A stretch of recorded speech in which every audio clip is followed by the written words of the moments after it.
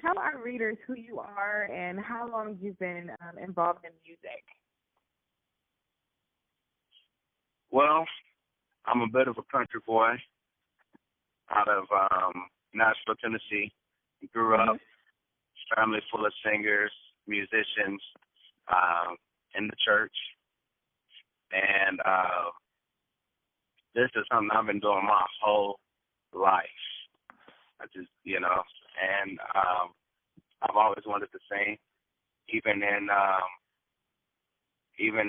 really junior high or elementary school even. I asked my teacher, hey, can I sing in front of the class if the class is good? I never stopped wanting to sing. Yeah, make a song out of anything, whether it's a commercial or you just saying hi. You're probably going to get a song out of it. That is who I am. I am music in its purest form. Wow. So were you one of those kids that was in the talent shows and stuff like that when you were younger? I was always trying to get in the talent show, trying to sing at church. Wherever I could sing at, you pretty much could find me.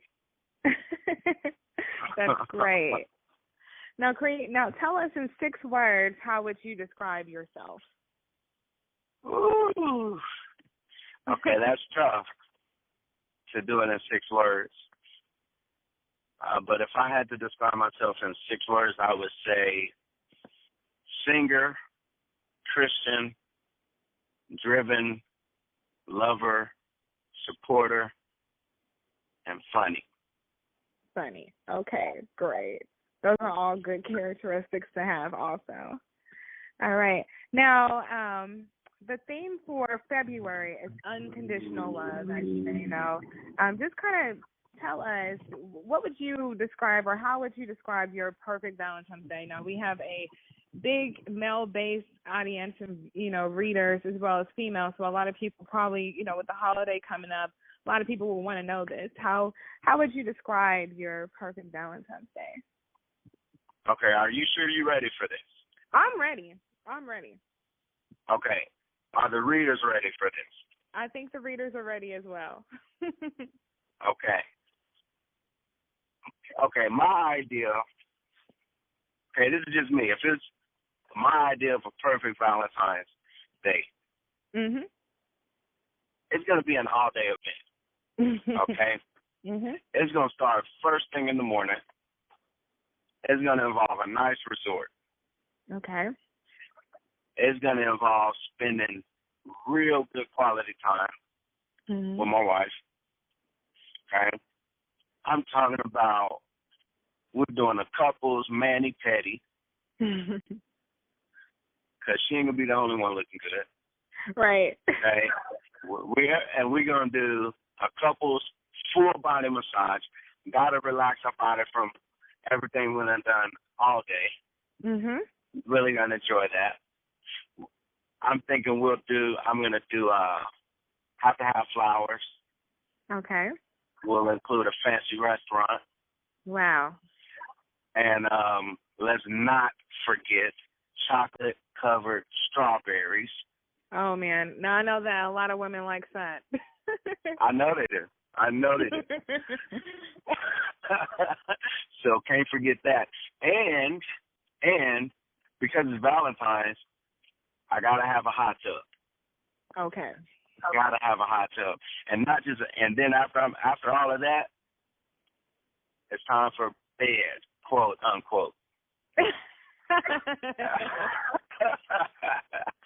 I hear you on that. Now, I think everything that you said describes the perfect Valentine's Day, and I'm sure your wife is going to love that. And I'm sure she's going to listen and she's going to read this and be like, yep, that's my husband. How long have you all been married? We've been married, March will be 4 years. Okay, nice. So you guys are coming up on your anniversary as well. Nice. You got it. All right. Now, does your wife and you share a special song, or, and if so, what's the meaning behind it for you? Because I'm a singer and I never stop singing, I can't really say that we share a a special song because one minute we might be feeling this song and then I'm on to the next song.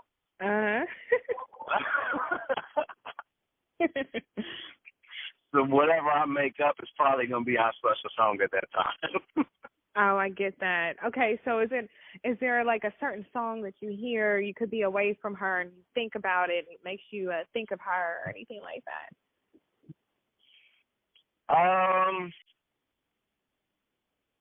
I would say, funny, I think I would say the song I Swear. I think that song speaks volumes. You know, I Swear by the moon and the stars in the sky. You know, it's a beautiful song, beautiful love song, and I think it comes from the heart. I couldn't have done it better if I would have wrote it. Right. Yeah. So what about that song makes you think of her? Well, I think it's, you know, the first verse, it comes out, you know, I see the questions in your eyes. I know it's waiting on your mind. Well, because I know my wife, a lot of times she don't have to say nothing because I can see it. Okay, I see what you're thinking. I see what's on your mind. I got you. You don't have to worry. I'm not going to break your heart. You know, and that's basically what the song is saying, you know, in that first verse, you know, and then that second verse is really powerful, really makes me think of her because it's saying, okay, and, you know, and when just the two of us are there, you won't have to ask if I still care. You know, we'll hang some memories on the wall. I'm always trying to take pictures, and because I'm big on that stuff, frozen moments in time. And you know, so those are some of the aspects of the song that really drive it home for me. Then of course the big hook. I swear by the moon and the stars in the sky, I'll be there. And I swear like a shadow is by your side, I'll be there for better or worse. Till that do us part, I'll love you with every bit of my heart, and I swear. So that right there, I'm like, what else really need to be said once that's said? See, when you stop, that's the part that I was going to start singing too. So we were supposed to be on the same. I was about to jump in there. You don't want to hear me sing, so. Oh gosh.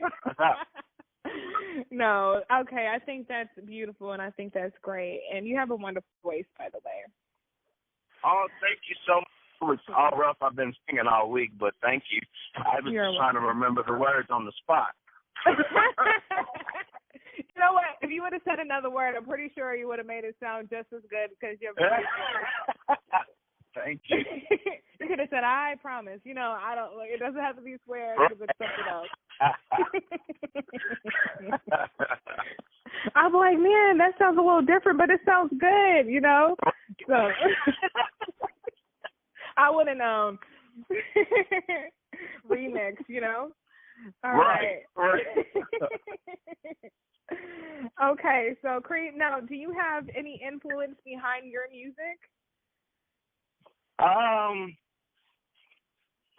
think as far as influence, my influences would be as far as artists, it would be artists that influenced me, like Maxwell, Brian McKnight,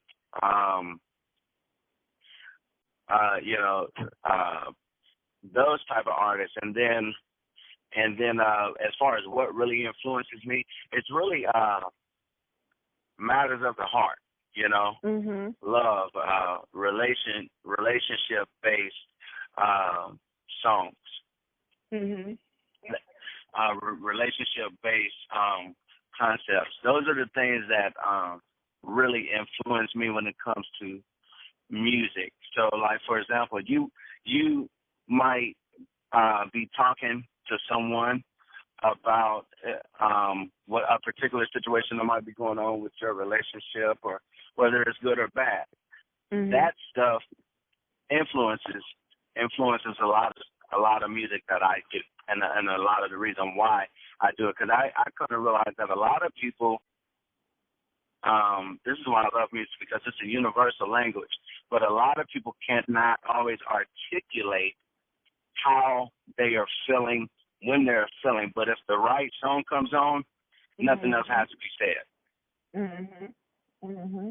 I heard something before that a song, when you hear it for, I guess, the first time or something, or you could just be listening to a song and you like it, but it's not until you're going through some of the things that the song is, you know, talking about that you actually understand it. You know, do you feel that way? Yeah.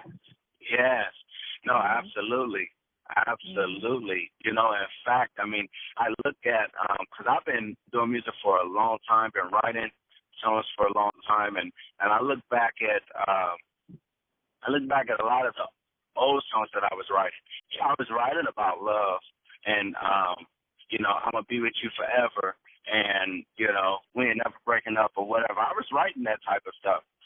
But it wasn't until later in life I started really where it's like, okay, wow. Okay, if I'm gonna love you forever, it's a lot of work to go into that. You know, and it starts hitting home where it's like, okay, let me listen to this again. Yeah. Right. Let me change these words up again. I promise. Like. Right. All right. Right. You remember when I said it was going to be, you know, we was going to be 50-50? No, I need to change that. It's 100-100. Exactly. And a lot of people that listen to your music, they get inspiration through the music. I know a lot of people get ideas, and I spoke to a gentleman not too long ago, and he says when he listens to music sometimes, and it makes him think about a certain situation or a woman that he's interested in, he'll send them like a quote from it, or like a line from it, or a verse, you know, just to kind of describe how he's feeling, because he can't say it, you know. Yeah. So you're inspiring people without even knowing it in that sense. And that's a lot of times very rewarding to me, you know, to be able to hear somebody say, you know, man, I was really kind of going through it, you know, in my relationship or whatever the situation might have been. But then I listened to your song, and everything that you said really seemed to hit home. You know, we was able to kind of talk things out or work things out or whatever the situation was. That's huge. That's very rewarding. Yeah, exactly. All right. So now a lot of people talk about nowadays, you know, what's real music versus fake, or is that real R&B, or is that real gospel? You know, I would like to know from you if you could describe your music and what sets you apart from different artists during this generation. I would say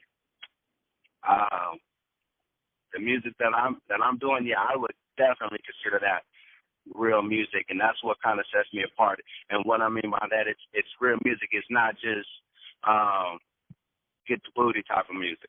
You know what I mean? It's okay. We having a serious relationship issue, or I'm trying to figure out how to show you my heart, and I'm trying to figure out how to get you to expose your heart to me, so that I can love you even more, so I can love you even better, so I can love you the way that you need to be loved. And then not only that, but I'm not, a lot of my music, I do a lot of stuff with live instrumentation, so that way I'm not, you know, a lot of artists, a lot of people that's doing stuff now, they do what I call bubblegum music. All they doing is they getting somebody to put together some stuff on the keyboard real quick, and it's just repeating over and over again, and they do some kind of catchy hook to try and draw people in, but it's no substance behind it. The music that I make is what I would consider to be timeless music. So whether you listen to my music now or 30, 40, 50 years from now, this song is still going to have an impact. Mhm. It's funny that you say that because the people that you say that you were inspired by, like the Maxwell and the Brian McKnight, and I can kind of hear a little bit of the Kim in you too. Those type of people, you can listen to their songs today, and then 10 years later, and it still kind of has that same feeling. You can still relate to it. Yeah. And I can Yes. get that from listening to some of your music as well. Wow, that's awesome. Yeah, so that's a good deal. It's a good deal. Now, do you have any current or future projects that are underway or that you're working on, like right now? Right now, I'm currently finishing up my EP, which I have a tentative time frame. I'm looking to have that finished and released by the summer. Mhm. Okay, now your EP, explain to me that so your viewers and viewers can understand. Okay, so for my viewers, an EP is what's referred to as an extended play. So it's not quite a full length album like people would be used to. But it's also more songs on it than a demo. So for example, a demo usually has got 2 or 3 songs on it. This is gonna have a little bit more than that, but maybe 1 or 2 songs less than what would be considered a full album. Mhm. Mhm. And why did you decide to go with an EP versus a demo or a full album? I decided to go with the EP because it's better to leave people wanting more than to give them too much and they push the plate away. Right. I like that. Okay. Now, do you have a favorite scripture or quote that you're willing to share with your reader? Yeah, I do have a favorite scripture. Okay. And this scripture is Luke 1:37. And it says, "For with God, nothing is impossible." And that is huge for me because that is, and to me, an all-encompassing scripture, which means that I don't care what your situation is. If if there's a situation where you're sick, and God has already said nothing is impossible. If he wants you to be healed, it's done. It's nothing. If you're believing God for a job, but you feel like you don't have the qualifications, nothing is impossible. It's done. Whatever it is, it's done. And then I think one version, the NIV, actually says that for no word from God will ever fail, which means that God is not one who can lie. His word does not come back void. It accomplishes that which is sent. And that's why this is such a powerful scripture for me. Okay, I like that. I really do.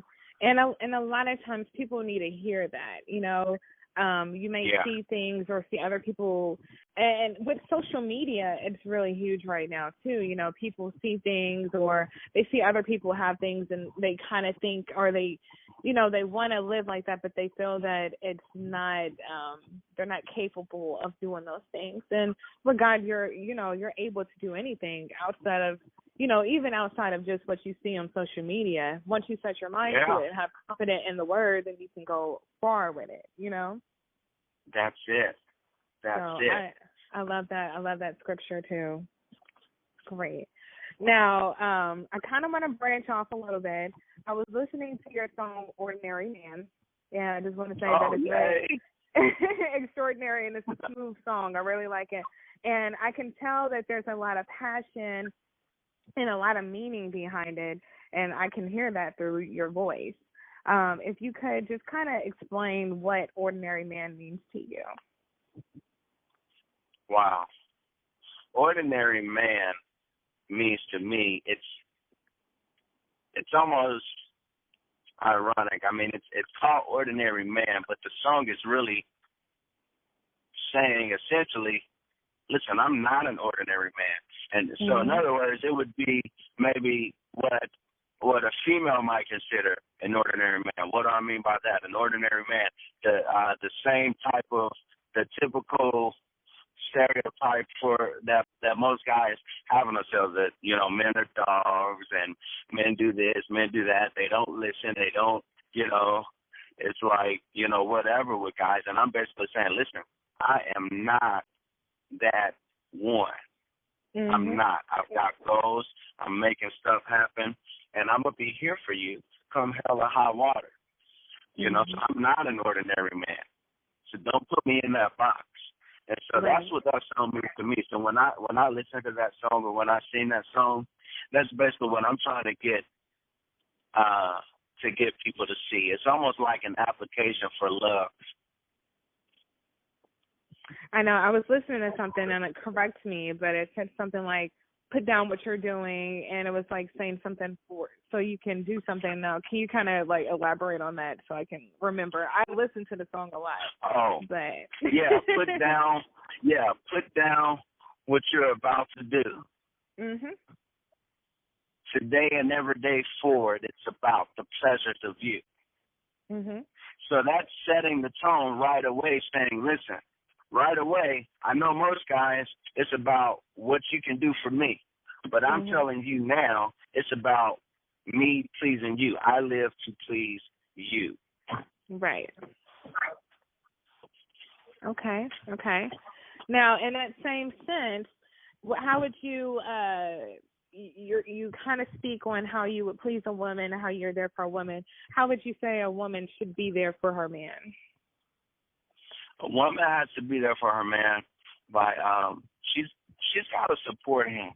If there's something that man is believing in, or he's striving for, then first of all, we have to understand that there's power in what we say.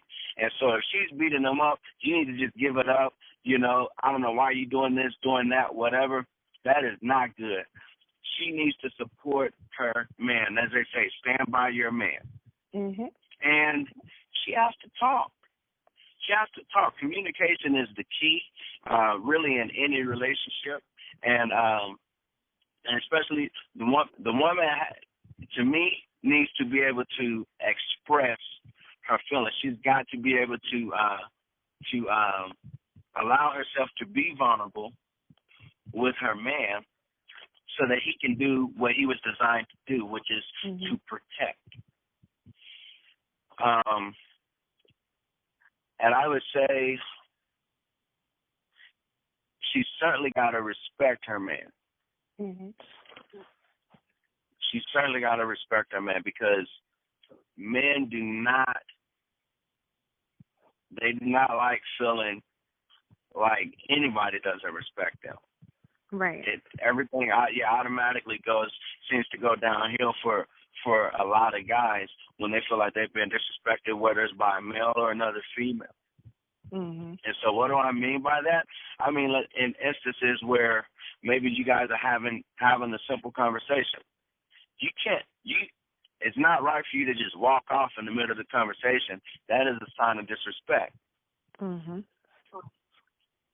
You gotta respect what's going on. Now, if things are getting too heated, I definitely understand, but that's you guys having to talk and say, okay, we need to take a moment and cool down and figure this stuff out, then we can come back together. But that's a good way to look at it. Yeah, but no disrespect, calling people out their names or anything like that. Okay. Now we're ending the end of our interview.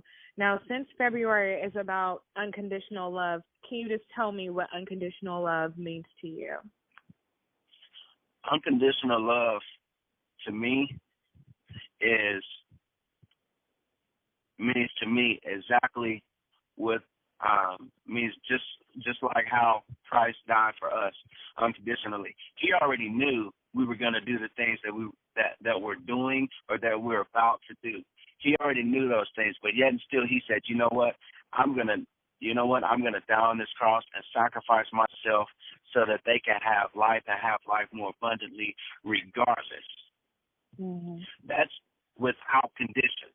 And so unconditional love to me basically means just that, no conditions. I'm going to love you in spite of yourself. I'm going to love you in spite of me feeling like you disrespected me, or in spite of me feeling hurt or neglected by you, I'm going to love you regardless. That's unconditional love without conditions. Right. I love that. That's great. All right. So, real quick, Cree, tell us and all the readers how they can check out your music. Okay, you can check out my music on IamCree.com, and I really, really, really, really need you to start joining my fan page. I created a fan page on Facebook. I need people to start following that, which is Fans of Cree Turner. Need that. I need you to find me on Twitter. I am Cree Turner. Any of the social media outlets, any of the digital outlets, with iTunes, Amazon, Google Play, you name it, I'm out there. Also, please, please, please, I'm trying to build up my YouTube. Subscribe to my YouTube channel, just Cree Turner. Subscribe there, and we will be in touch. I'll keep you posted on new music and upcoming events.